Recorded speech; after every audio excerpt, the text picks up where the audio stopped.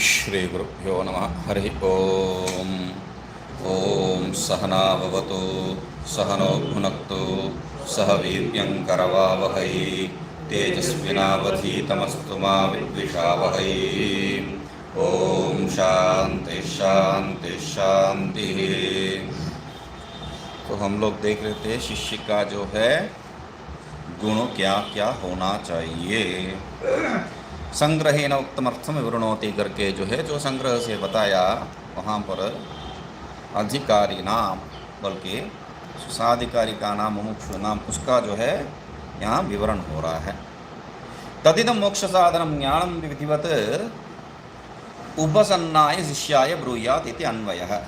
मतलब तदिदम वो जो मोक्ष साधन ज्ञान जो है वो किनको कहना चाहिए? विधिवत उपसन्नाय शिष्याय। तो आगे से उसको और पीछे से इसको जो है संबंध करके बता दिए है विधिवत उपसन्नाय शिष्याय करके।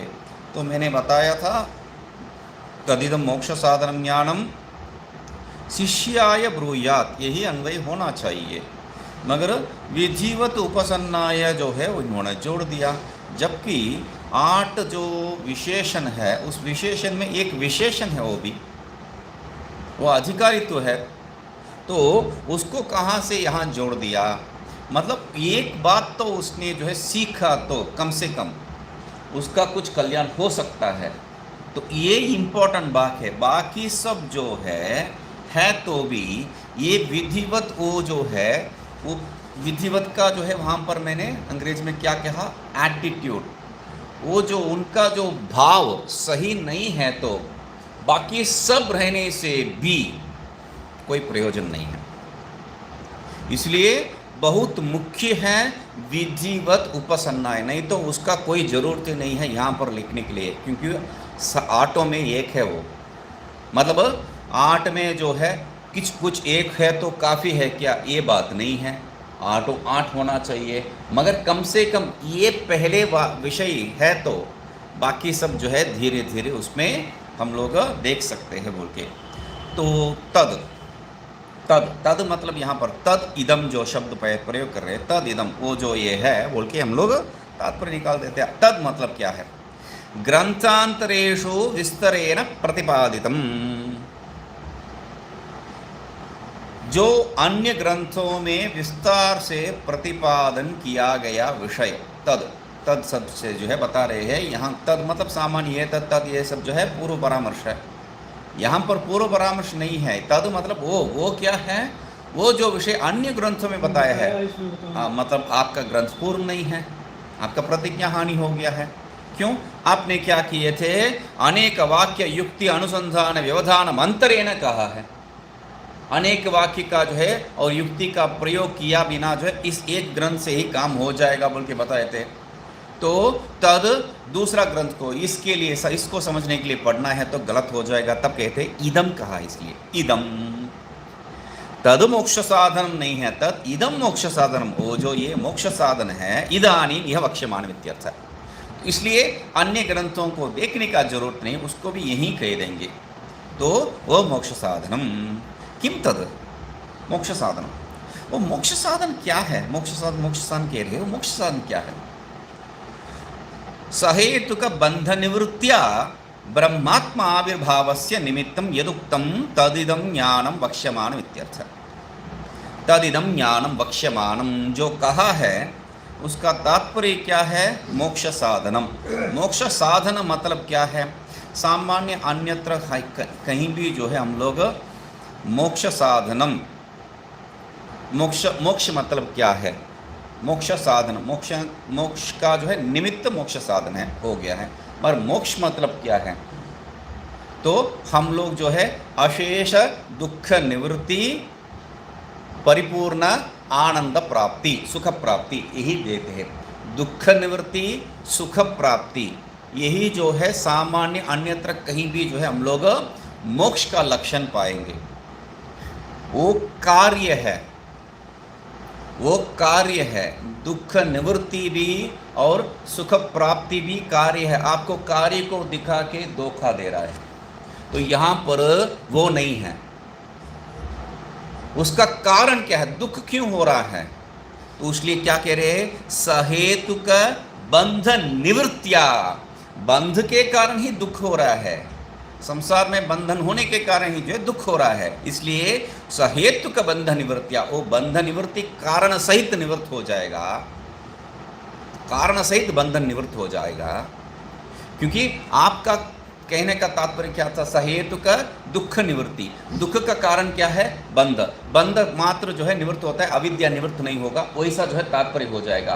तो यहाँ पर नहीं है, बंध जो हो रहा है, बंधन के कारण जो दुख हो रहा है वो सब अन्य है, तो बंधन का भी जो कारण है अविद्या, उसका नाश सहित, उसका निवृत्ति सहित क्या है, ब्रह्मात्मा आविर्भाव है। अब सुख सुख जो कह रहे, सुख किसका कारण स्वरूप है, ब्रह्म का स्वरूप है।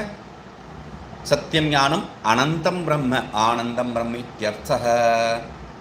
तो सर्वत्र जो है यो वै भूमा तद वै सुखम नाल्पे सुखम अस्ति, वो स्पष्ट सा बताया गया है कि भूमा ही ब्रह्म ही जो है सुख स्वरूप है, सुख है, तो इसलिए ब्रह्मात्म आविर्भाव कहा है।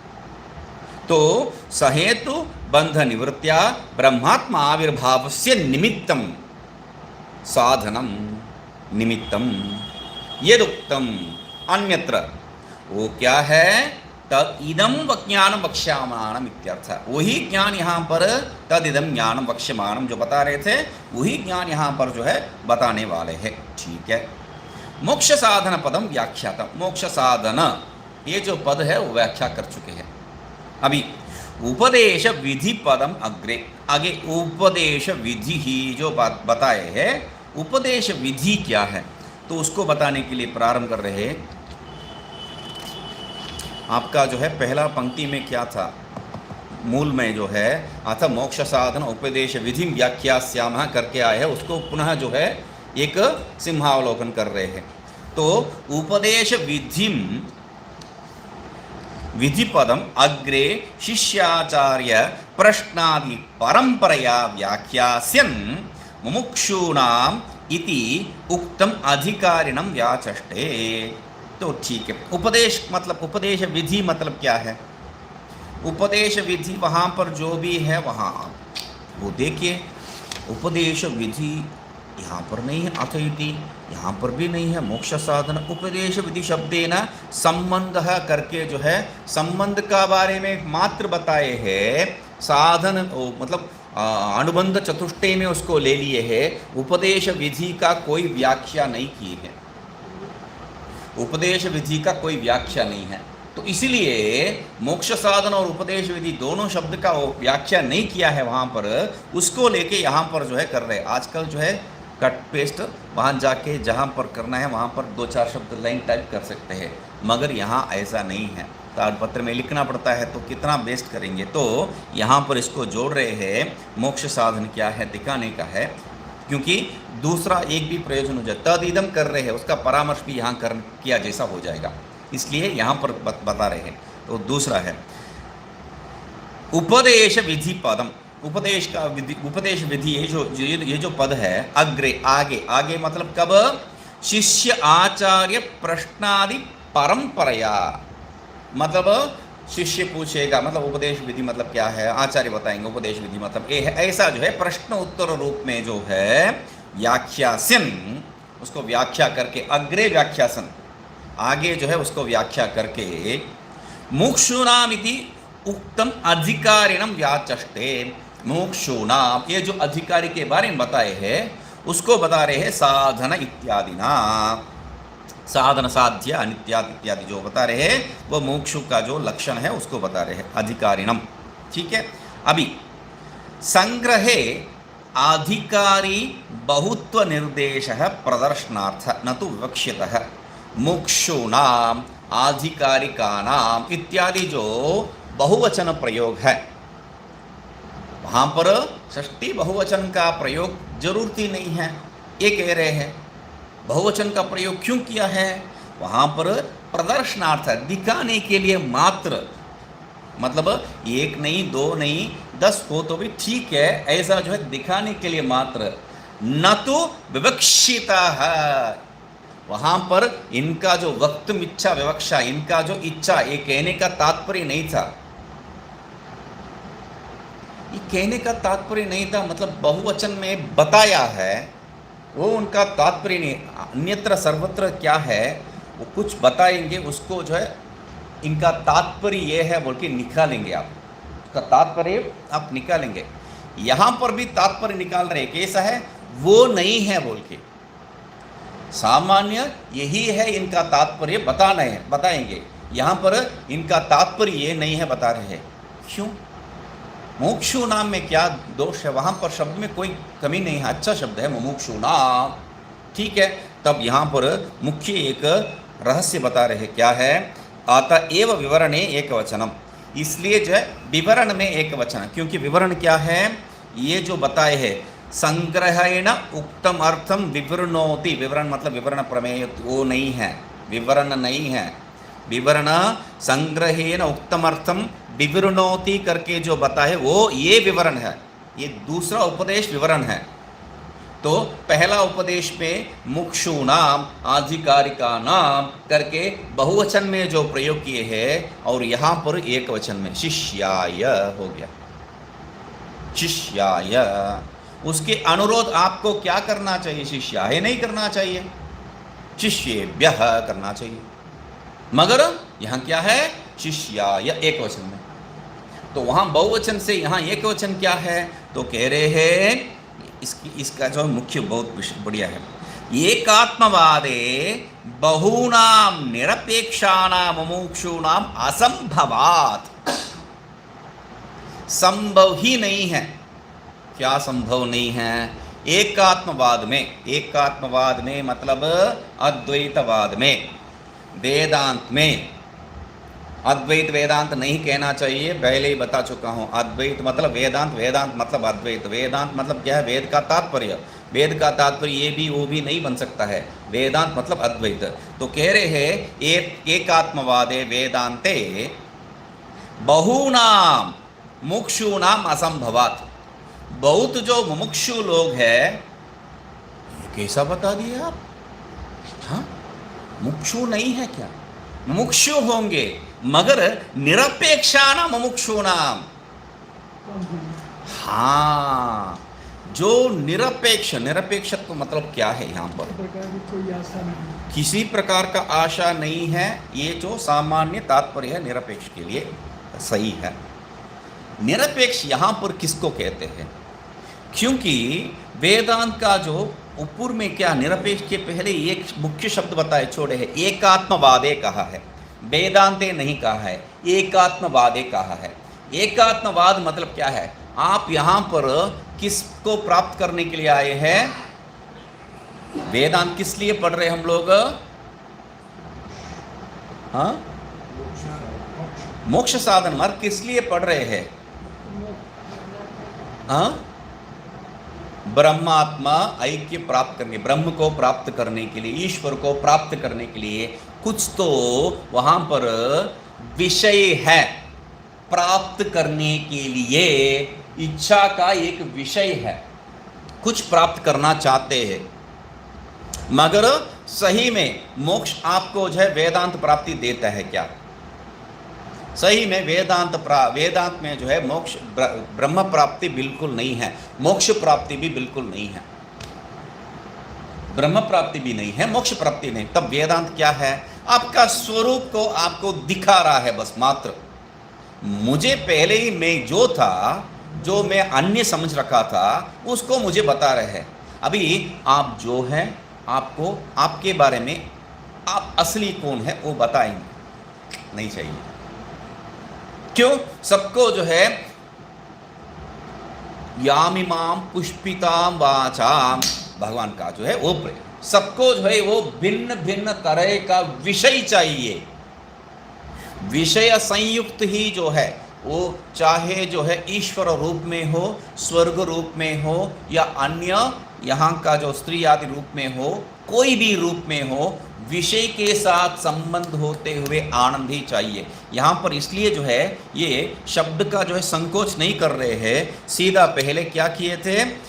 ब्रह्मात्म आविर्भाव है सहेतुक बंध निवृत्तिया कह दी है। अभी यहाँ पर भी क्या कह रहे हैं? बहुनाम निरपेक्षा नाम, यहाँ पर अपेक्षा कुछ ना कुछ तो होता ही है, कोई स्वरूप सगुण रूप में या जो है लोक रूप में, तो वो बहुत कम है।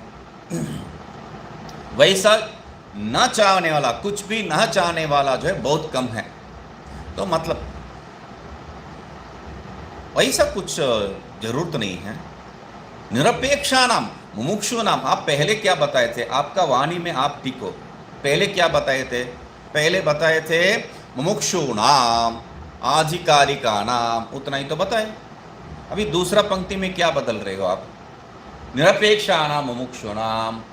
हाँ, मुमुक्षु नाम का तात्पर्य ही निरपेक्षा नाम मुमुक्षु नाम, वो कैसा मालूम है आगे, न विरक्ताय संसारात् न अनिरस्त ऐशनाय च इत्यादि शास्त्र पुररीकृत्य आह। इस शास्त्र को जो है स्थिर करके, मतलब इसमें जो बताया है उसको स्थिरता प्राप्त करके और स्थिर करके बता रहे क्या है, क्या कौन सा शास्त्र को, न अविरक्ताय, ये जो मोक्ष जो विरक्त नहीं है उसको नहीं होना चाहिए।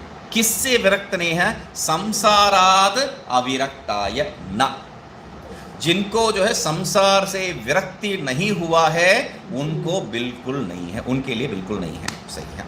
और न निरस्त ऐशनाय च, और जो ऐशना को त्यागा नहीं है उनको भी नहीं, उनके लिए भी नहीं। तो विरक्त संसार से होना चाहिए और ऐशना त्याग भी, ऐशना त्याग भी करना चाहिए, उसी को जो है ये समझिए।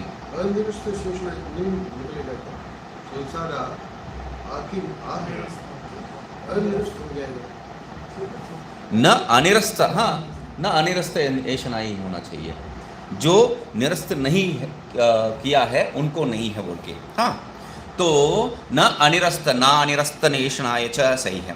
इत्यादि शास्त्र मुरीकृत्य, तो जो निराकरण नहीं किया, ऐशनात्रय को छोड़ा नहीं है उनको भी नहीं है, और जो विरक्त नहीं है उनको भी नहीं है, बता दिए स्पष्ट। इत्यादि शास्त्र मुरीकृत्य है, इस शास्त्रों को जो है सिद्ध करके बता रहे हैं। साधन साध्यात इति, साधन साध्यात इति, साधन साध्यात मतलब क्या है, उसमें भी जो है साधन मतलब क्या है और साध्य मतलब क्या है, तो कह रहे साधन ही, साधन ही मतलब दृष्टादृष्टार्थ ही। साधन ही का अर्थ क्या है, दृष्ट और अदृष्ट। पहले साधन समझ में नहीं आ रहा था मुझे, आपसे पूछ रहा हूं साधन क्या है। आप एक और शब्द बता रहे, दृष्ट और अदृष्टार्थ, दृष्ट और अदृष्ट विषय। दृष्टादृष्ट विषय मतलब यहां पर जो देख रहा हूं और पीछे जो है जो नहीं देख रहा हूं, ऐसा नहीं है। मुझे तो ऐसा ही समझ में आता है, दृष्ट और अदृष्ट, सामने जो है और पीछे जो है। तो इसलिए उसको निवारण करने के लिए दृष्ट का तात्पर्य क्या है, कृष्यादि, और अदृष्ट का तात्पर्य क्या है, यागादि भी। दृष्ट का तात्पर्य कृष्यादि, अदृष्ट का तात्पर्य आप जो देख पाएंगे यहाँ पर प्रत्यक्ष रूपे ने, यहाँ जो समझ पाएंगे वो सब दृष्ट है, और पुण्य पुण्य जो है अदृष्ट है।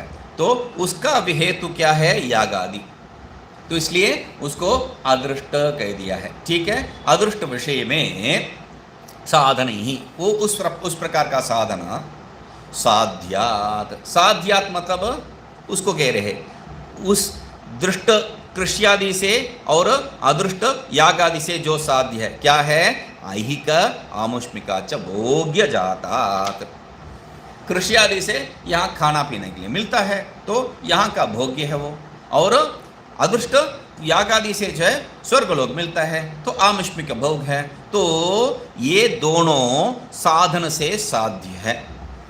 अतएव अनित्यात्, साधन से जो भी साध्य है, यत् कृतकम तत् अनित्यम, इसलिए क्या है, अनित्यात्। अनित्यात् मतलब शाश्वत नहीं है, उतना ही तात्पर्य है। अनित्यात् मतलब शाश्वत जो नहीं है। तो कोई भेद नहीं है, हम लोगों को अनित्य समझ में आ जाता है, फिर भी संशय नहीं छोड़ रहे हैं, अशाश्वतात् कह दिए।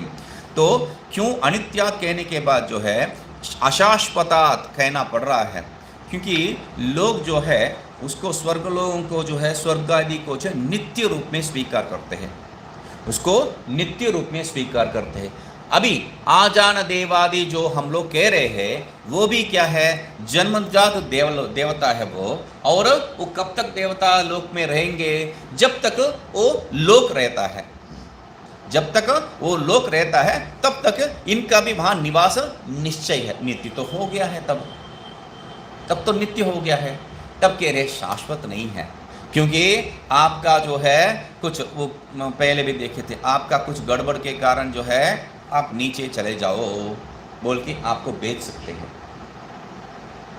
ईश्वर का अधीन है सब, तब वो ईश्वर भी पद ही बताए हैं, ईश्वर भी जो है पद है, तो तब आप वहां पर शाश्वत रूप से आप इस सृष्टि में आप ब्रह्मा जी, ये जो सृष्टि में आप ब्रह्मा जी, अन्य सृष्टि के लिए ब्रह्मा जी दूसरा है, ये सब पुराण में बहुत से कहानी है, तो इसलिए आपका पद शाश्वत नहीं है, आपको हटा के दूसरे को वहां बिठाया जा सकता है।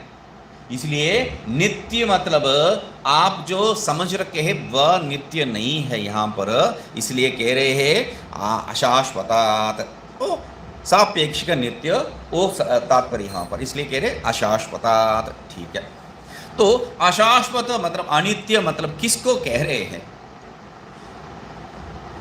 ऐहिक आमुष्मिका च भोग्य जातात कह दिए हैं, अभी अशाश्वत कह रहे हैं, उसके बाद सर्वस्मात् ब्रह्मलोकांतात् अपि विरक्ताय, तो आगे शब्द क्या है, साध्य साधनात् अनित्यात् सर्वस्मात्, उस सर्वस्मात् को यहाँ पर ले रहे हैं, तो सर्वस्मात् ब्रह्मलोकांतात् अपि विरक्ताय, ब्रह्मलोकांत तक जो भी यहाँ से वहाँ तक भोग्य साधन है उस सब में विरक्ताय, तो शब्द वहाँ का ही शब्द है, सर्वस्माद विरक्ताय, ब्रह्मादि लोक पर्यंत जो है, जो विरक्त है, वहाँ का साधन से साध्य से सब विरक्त है। विरक्ताय मतलब क्या है, विरक्ताय का जो है तात्पर्य हमेशा ग्रंथों में जो है लिख देते हैं, उसमें जो है द्वेष भाव जिनको है, तो उसका तात्पर्य क्यों विगत रागाय, द्वेष भाव क्यों कहा जाता है, विगत राग, जिनमें जो है राग नहीं है, जिनमें आपको पकड़ नहीं है, इच्छा नहीं है, इच्छा नहीं है तो द्वेष है, तो इसलिए उसको जो है विरक्त शब्द का तात्पर्य क्या है, जिनमें आपको द्वेष है, मतलब ये जिस यहाँ से ब्रह्मादि लोक पर्यंत, ब्रह्मा लोक पर्यंत जो भी विषय है उसमें सब आपको द्वेष होना चाहिए, यही तो पढ़ाया जाता है। तुरंत ये क्या कहते हैं, विरक्ताय विगत रागाय, तो ये द्वेष भाव वहां से नहीं लेके आना है, इसलिए क्या कह रहे हैं, निवृत्त अभिलाषा इत्यर्थ, अभिलाषा होना चाहिए आपको निवृत्त, वहां पर द्वेष नहीं होना चाहिए, इच्छा राहित्य ही यहां पर विरक्त शब्द से बताया जाता है। हाँ, इच्छा राहित्य, बस इच्छा राहित्य। क्यों यहाँ पर अंग्रेजी में, आप अंग्रेजी पुस्तक में देखेंगे तो डिसगस्ट, अवर्शन, ये शब्द प्रयोग किया जाता है, डिसगस्ट, अवर्शन मतलब क्या है, तो कुछ वो 30 को देखने से जो है उस घृणा होता है, वो घृणा शब्द प्रयोग करते हैं इसके लिए। यहाँ पर विरक्त का अर्थ घृणा नहीं है, यहाँ पर आपको इच्छा राहित्य ही है, अभिलाषा उसमें नहीं होना चाहिए, वो मुख्य है। क्योंकि बार बार कहता हूँ, ये जो अभिलाषा यहाँ पर जो है द्वेष है, तो अन्यत्र आपको राग बन जाता है, बिल्कुल, तो इसलिए इत्यर्थ है। ठीक है, ये ठीक नहीं है। क्या ठीक नहीं है, विरक्ताय कर दिया है आप, हाँ, उनको ही ये विद्या, वही शिष्य बता रहे हैं। पहले ये बात समझाओ कि विरक्त एक ऐसा आपको मालूम होगा, क्योंकि विरक्ताय शिष्याय बता रहे हो, सर्वस्मात् विरक्ताय आ रहे हैं, ये सब में विरक्त है क्या, आपको कैसा मालूम है?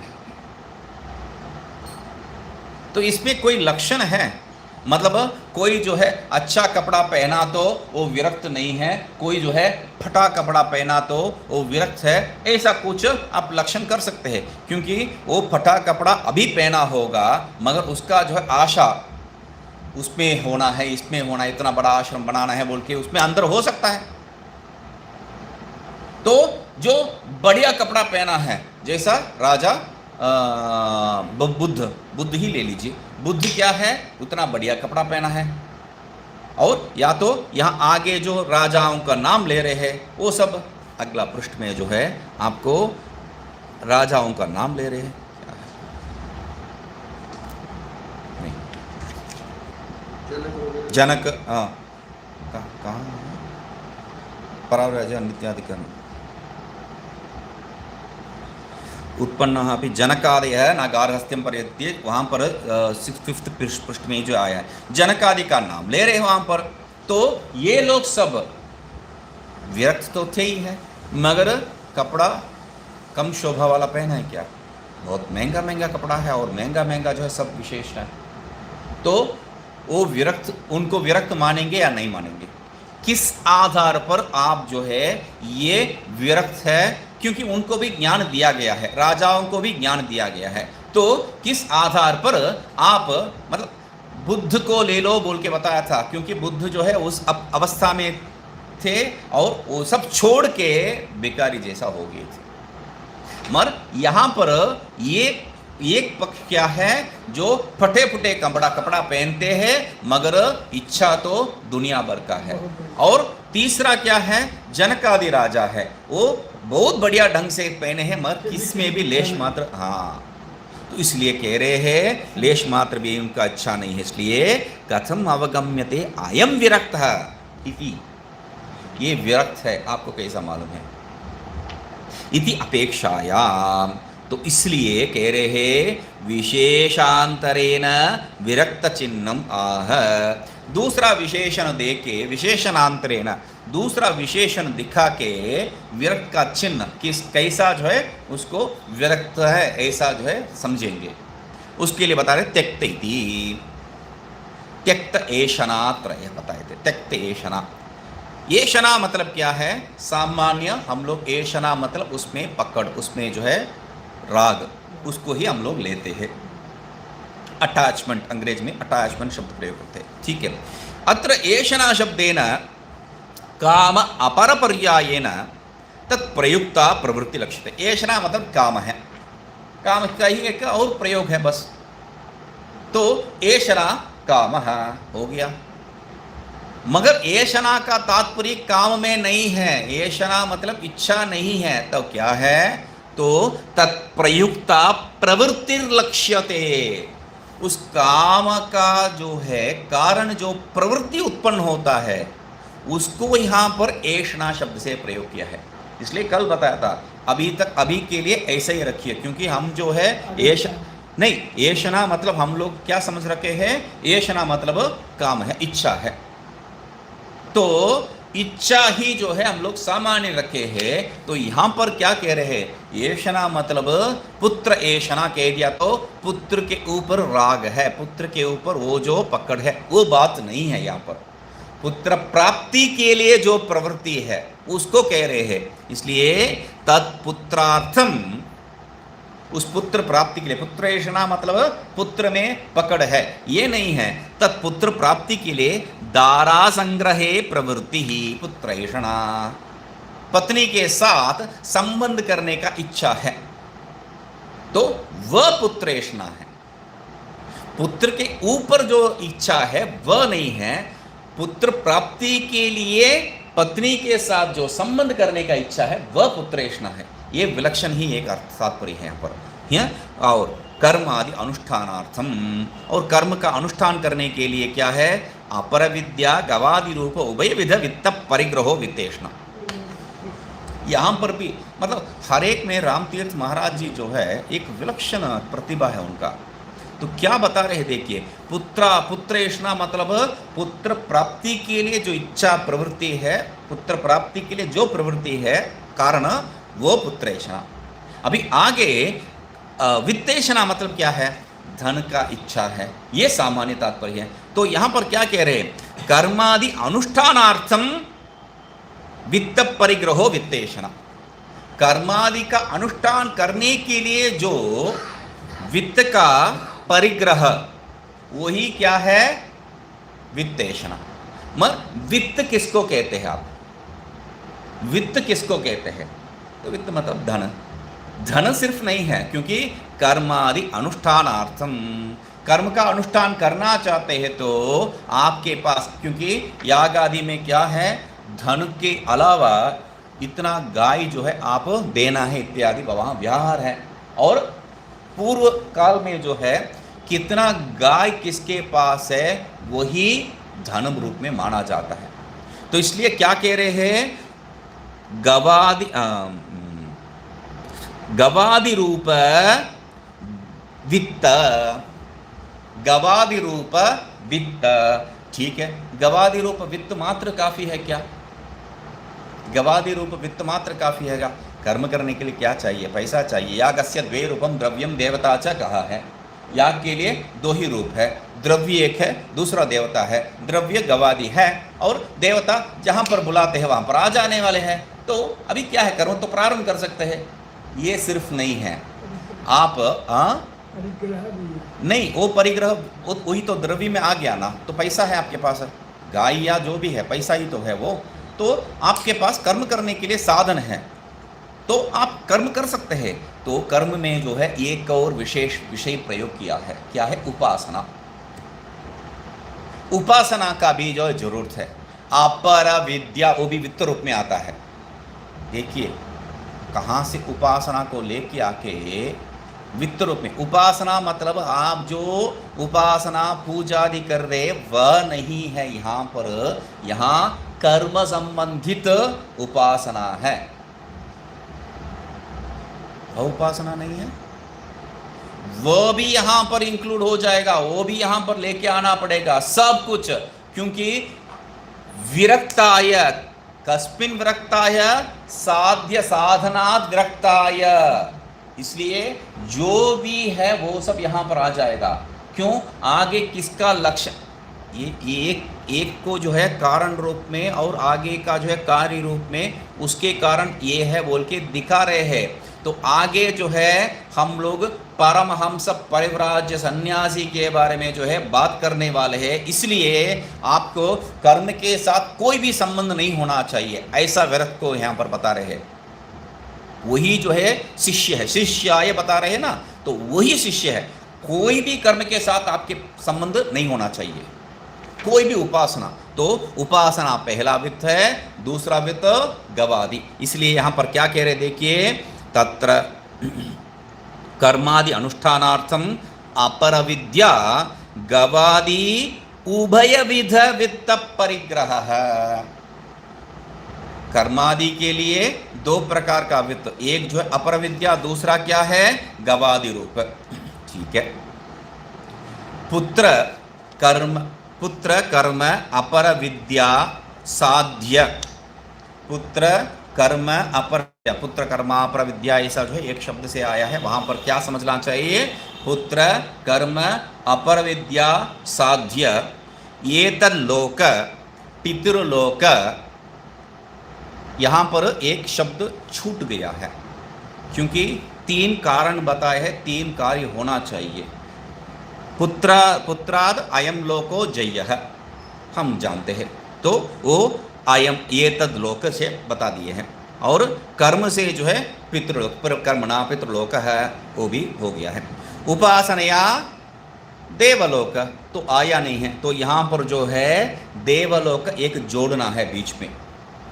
तो ये तल्लोक पितृलोक देवलोक फलैषणया लोकेशना, वो ये तीनों लोक का जो है, ये लोक रूपी फल को प्राप्त करने का इच्छा ही यहाँ पर क्या कहा है, लोकेशना। उसको भी त्यागना है, सही है, उसको त्यागना है। लोक एषणा मतलब क्या है, लोक एषणा सामान्य क्या समझ लेते हैं, यहाँ पर इस लोक में जो नाम कमाने का है वो बात, वो भी है, वो तो पहले ही बता चुके हैं। तो यहाँ पर क्या कह रहे हैं, पुत्र से साध्य जो ये तद्लोक कर्म से साध्य जो पितृलोक और विद्या से उपासना से जो साध्य देवलोक। तो ये तीनों लोक जो है इसमें येषणा राहिती क्या है, लोकेशना। ठीक है, एताः येषणाः स्पेस त्यक्ताः येन तस्मै। तो एक शब्द जैसा वहाँ पर चपा दिए हैं, एताः येषणाः, एता येषणाः, ये तीनों येषणा क्या है, त्यक्ताः येन तस्मै, जिन्होंने त्याग दिया है उनके बारे में कह रहे हैं हम लोग अयम विरक्तः इति। साधनेषु प्रवृत्ति औत्सुक्य त्यागादेव साध्य अभिलाष शून्यता। ये क्या आप जो है हम अभी तक क्या पुत्र येषणा मतलब पुत्र के प्रति मोह नहीं है, वित्त येषणा मतलब वित्त के प्रति मोह नहीं है, यही लोक येषणा मतलब लोक के प्रति मोह नहीं, यही तो समझ रखे हैं हम लोग। तो आप क्या है, उसके कारण जो प्रवृत्ति होता है उस प्रवृत्ति का जो है प्रवृत्ति में येषणा नहीं होना चाहिए। आप इसके लिए दूसरा अर्थ ही क्यों बता रहे हैं? तो उसको सिद्ध कर रहे क्या है, देखिए, साधनेषु प्रवृत्ति औत्सुक्य। तो आपको जो है साधन में आपका इच्छा है पुत्र प्राप्ति के लिए, मगर आप उसका साधन में प्रवृत्ति नहीं कर रहे हैं, तो इसलिए क्या कह रहे हैं, प्रवृत्ति औत्सुक्य त्यागादेव, उसमें प्रवृत्ति का उत्सुकता, चलो अभी जो है वही पुत्र प्राप्त करेंगे, वित्त प्राप्त करेंगे, ये त्यागने से ही जो है साध्य अभिलाष शून्यता, साध्य में जो है अभिलाषा बिल्कुल हो जाएगा, मतलब निवृत्त हो जाएगा। यहाँ पर कारण ही नहीं है तो कार्य कहाँ से उत्पन्न होने वाला है, अभिलाषा ही नहीं है साधन में, तो साध्य का जो है वहाँ पर भाव ही नहीं है। तो यहाँ पर पुत्रादि स्पष्ट नहीं कहा है, पुत्र के प्राप्ति के लिए जो प्रवृत्ति है उसको ले लिए है। Very good.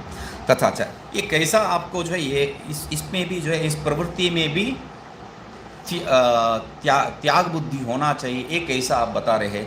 तथा श्रुति ऐसा ही श्रुति बता रही है। श्रुति क्या बता रही है, न कर्मणा न प्रजया धने न त्यागे नैके अमृतत्मा नशुः इति। न कर्मणा, कर्म के द्वारा नहीं है, तो वो हो गया आपका द्वितीय कर्मलोकः, ठीक है।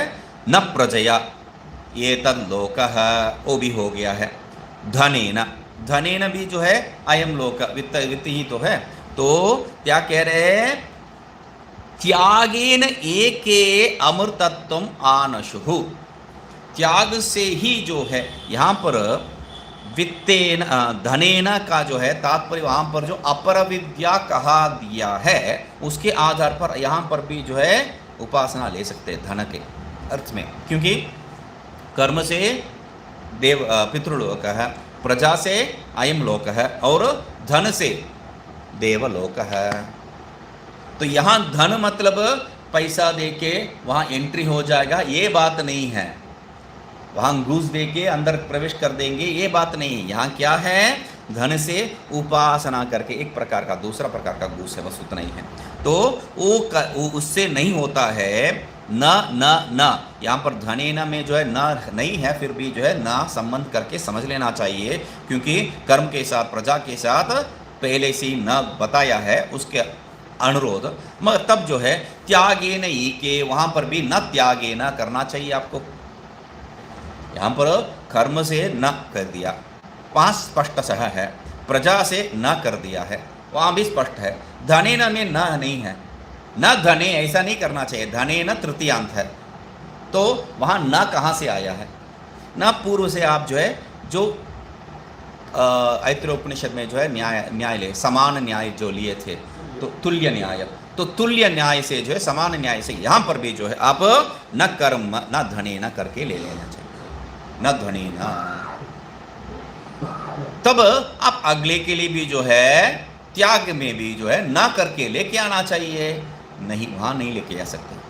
उसमें क्या न्याय है, यहाँ तुल्य न्याय है बता दिया, तो वहाँ क्या न्याय है, त्यागे न एक बोल के एकमात्र उपाय आपको छोड़ा है, वहाँ भी उसको भी निराश कर दिया, तो आपको जो है उपाय ही नहीं रहेगा। इसलिए त्यागेन एके अमृतत्व मानशु, त्याग मात्र से ही जो है अमृतत्व का प्राप्ति हो सकता है, वो उसका इच्छा करते थे।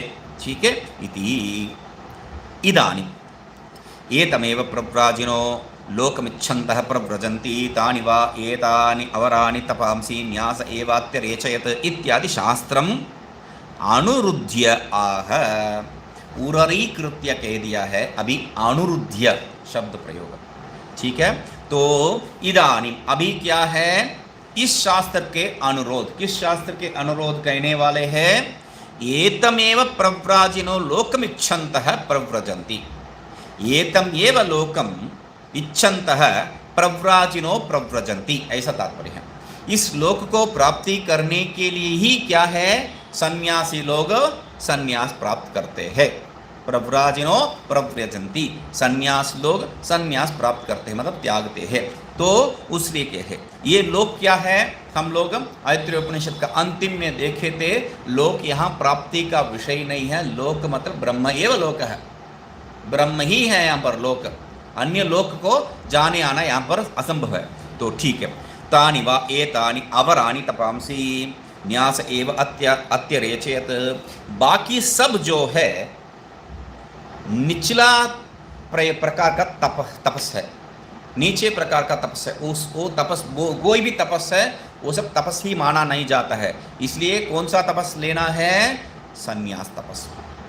इसलिए क्या कर दिए है, न्यास एव, सम उपसर्ग बिना जो है बताए है, संन्यास एव अत्यरेचयत्, सन्यासी जो है आप प्राप्त करना है, उसको पालन करना है।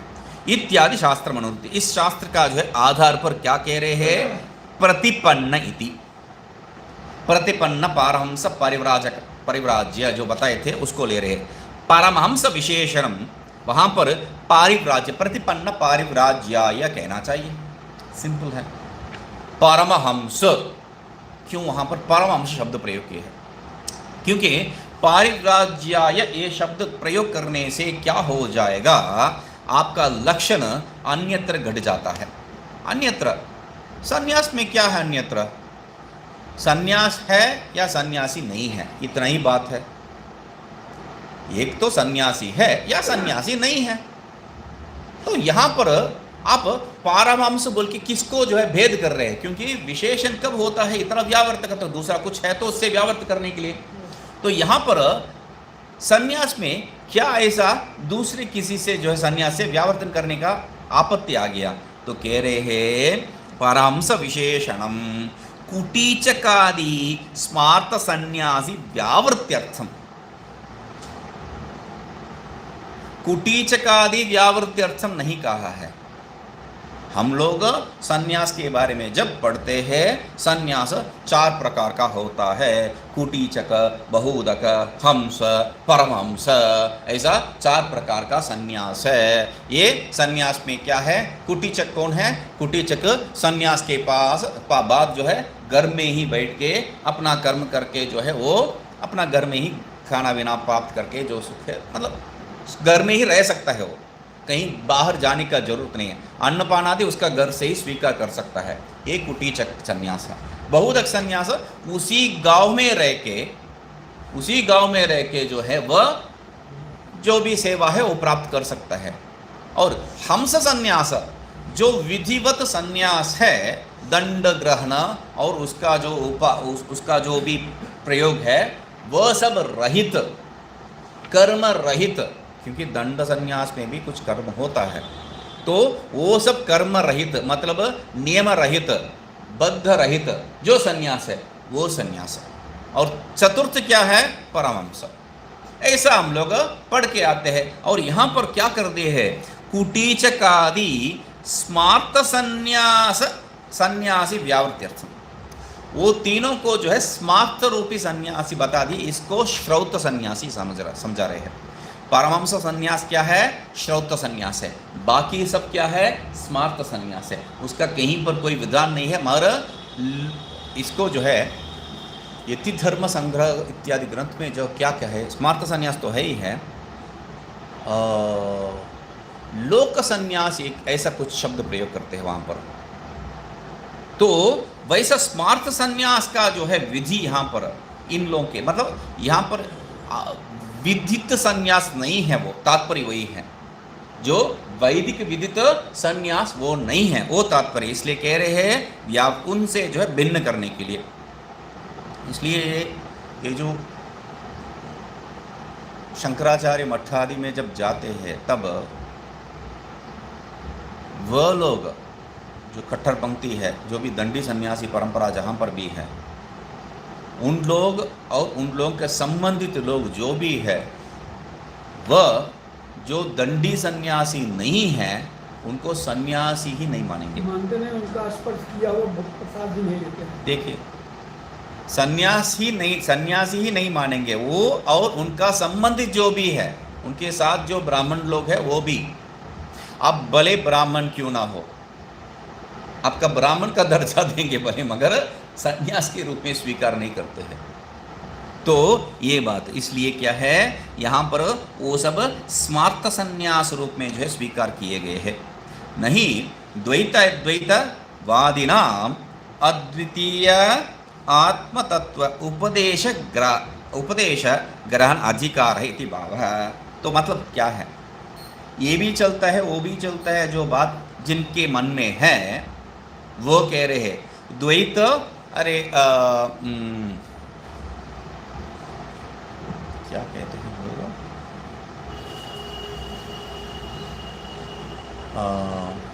कर्म, एक वाक्य प्रयोग भूल गया मैंने। तो द्वैत अद्वैत ये भी चलेगा वो भी चलेगा, मतलब यहाँ पर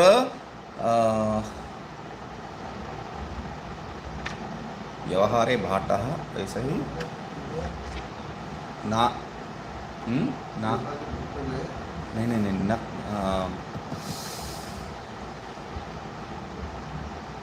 आ जाएगा, बताऊंगा।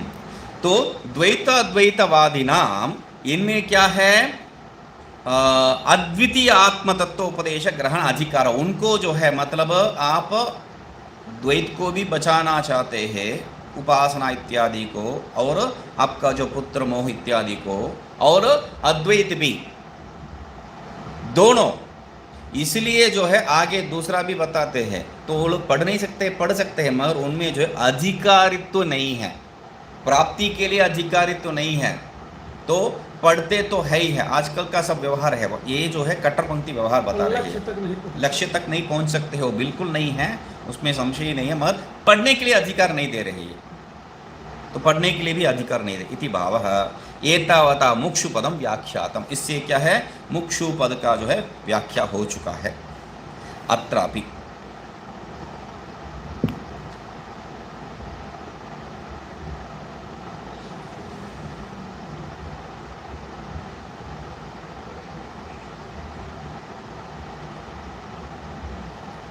कर्हिचित् नाद्वैतं कर्हिचित्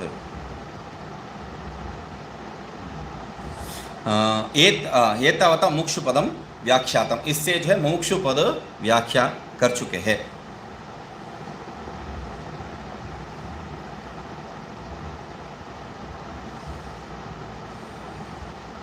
अत्रापि आश्रमधर्म मात्र निष्ठस्य अधिकारो नास्ति इति वक्षन् पुनर्विशिनष्टि।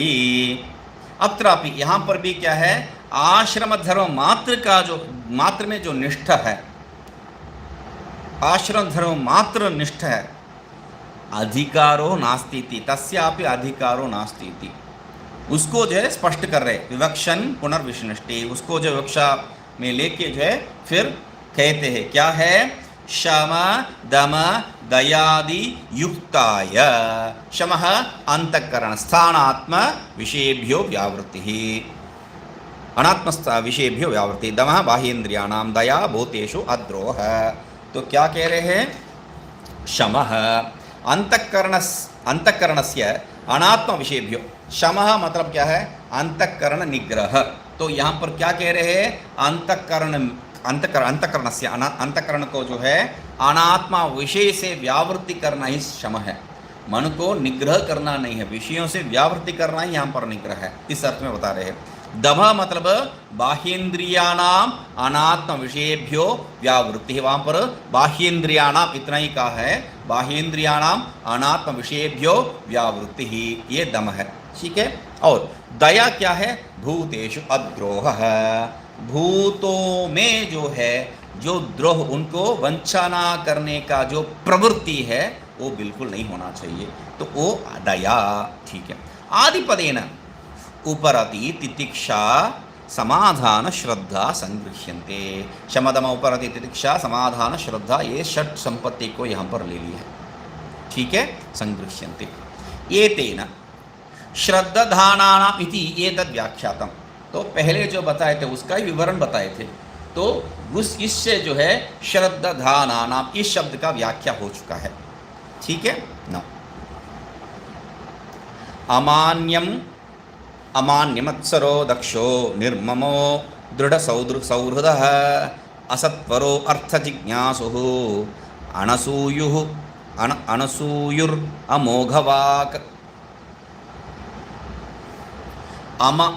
अमान्यम अमान्य अमानी अमत्सरः, अमानी अमत्सरः जो मानी नहीं है, जो मत्सर, या वो इसका एक एक शब्द का जो है हम लोग गूढ़ार्थ दीपिका में देखे थे। तो यहाँ पर जिनका जो है अभिमान नहीं है, जिनका अभिमान के कारण जो अहंकार है, ममादि वो नहीं है, दक्ष है। और ये नहीं है के बीच में क्या बता रहे? दक्ष है, उसमें सामर्थ्य भी होना चाहिए। और निर्मम है, दृढ़ सौहृद है, ममत्व नहीं होना चाहिए, और दृढ़ सौहृद है, वहाँ पर सुहृद भाव भी होना चाहिए, दया को बता रहे हैं। असत्वर है, तो सत्वर बुद्धि, त्वरित बुद्धि जो है नहीं होना चाहिए। अर्थ जिज्ञासु हो, अर्थ का जो है जिज्ञासु नहीं होना चाहिए। अर्थ जिज्ञासु, यहाँ जो है असत्वर में जो अ है उसके साथ संबंध करके ही सह लेना चाहिए, नहीं तो जो है हाँ जल्दी बज वही असत्वर है, असत्वर हो गया है, मगर अर्थ जिज्ञासु आया है ना, तो अर्थ जिज्ञासु होना चाहिए आ जाएगा ना। तो इसलिए क्या है? असत्वर है, वहाँ पर जो असत्वर में जो आ बताया है उसको यहाँ पर जोड़ना चाहिए, वो नन समास को इसके साथ भी जोड़ना चाहिए। अनर्थ वो जो है अर्थ जिज्ञासु नहीं होना चाहिए, ये तात्पर्य में। अर्थ जिज्ञासु, या तो अर्थ मतलब यहाँ पर परमार्थ जिज्ञासु मात्र जो है लेना है, तो अर्थ मतलब वस्तु जिज्ञासु मात्र होना चाहिए, ये जो है उस अर्थ में लेना चाहिए। अज्ञ जिज्ञासु अनसूयु, दूसरे में जो है असूया राहित्य होना चाहिए। और अमोघ वाक, अमोघ वाक, अधिक वाक, क्योंकि वाक का जो है पांचों विज्ञापन भी तत् करके जो है उसको निराकरण कर चुके हैं। हाँ, वाचो विज्ञापन भी तत्, तो उसमें इसलिए के है अमोघ वाक।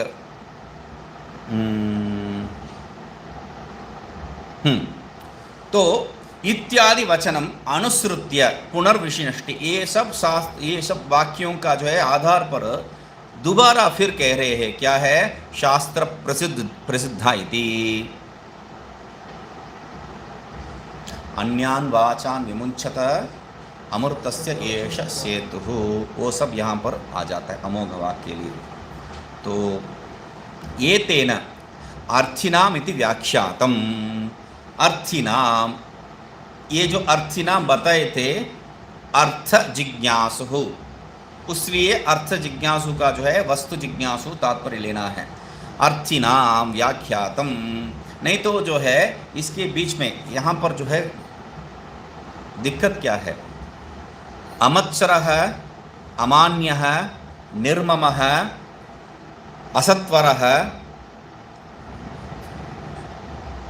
और अनसूयु अमोघवाक, 6 जो है यहाँ पर आपको जो है निराकरण प्रयोग, और दक्ष होना चाहिए, दृढ़ सौहृद होना चाहिए, अर्थ जिज्ञासु होना चाहिए। ये 3 जो है वहाँ पर सकारात्मक, मतलब जिसको प्राप्ति करना चाहिए इस रूप में बताए हैं। तो इसलिए यहाँ पर इसके बीच में आया हुआ उसको भी दक्ष भी नहीं होना चाहिए, ये अर्थ नहीं लेना चाहिए, या तो अन्य अर्थ, क्योंकि हम लोग तुल्य न्याय पढ़ के आए हैं, इसलिए बता रहा हूँ।